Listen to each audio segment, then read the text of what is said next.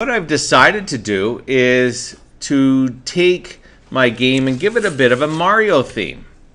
So the first thing I'm going to do is I'm going to go to my sprite clown and double click on it, and I'm going to load a sprite. I've got another folder called Mario Sounds where I've got some different things.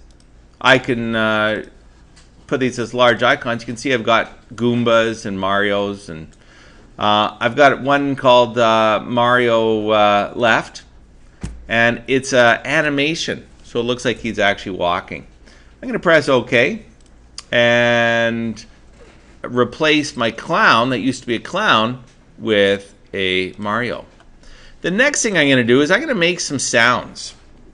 So I want to make some sound background music, which is the sound of Mario that I have. And I'm going to load a sound, and it's called, one of the files I have is called music.mid. And if I listen to this one, it's a bit loud. I don't want the teachers next door to complain. Maybe I'll turn the volume down.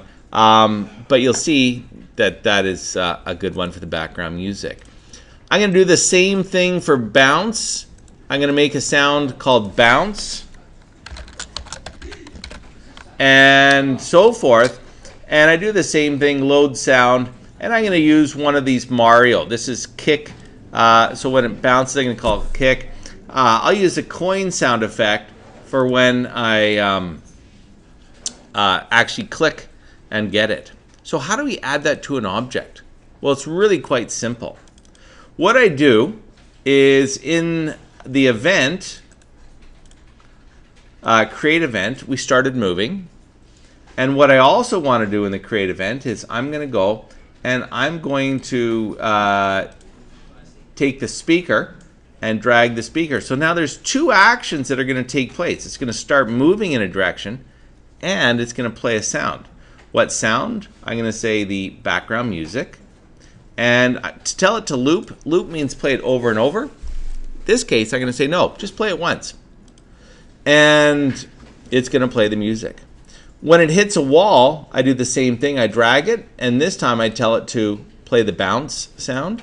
And if I click it, I get it to play the click sound. One of the other things I want to do to make the game a little bit more fun, in my opinion, is I'm going to go to the global game settings, and I'm going to tell it to start a full screen mode.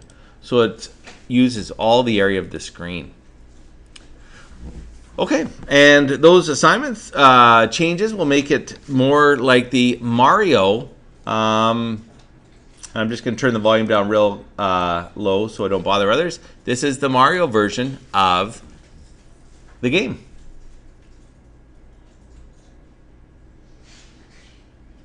Just take a second to load. The sounds might make it load slightly slower, and you'll see